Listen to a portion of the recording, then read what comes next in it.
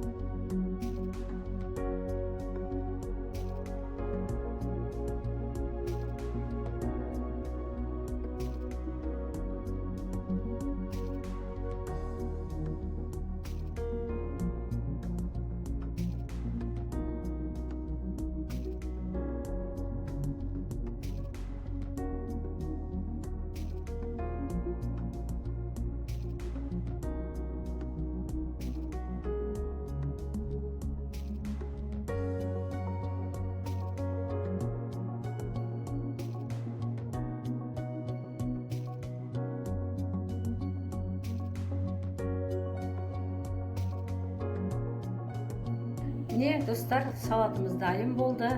Кез келген мерекелік дастарханға қойсаңыздар болады. Менің каналыма тіркеліп, лайк басып, комментарий жазуды ұмытпаңыздар. Ал енді достар, дәмін көрейік.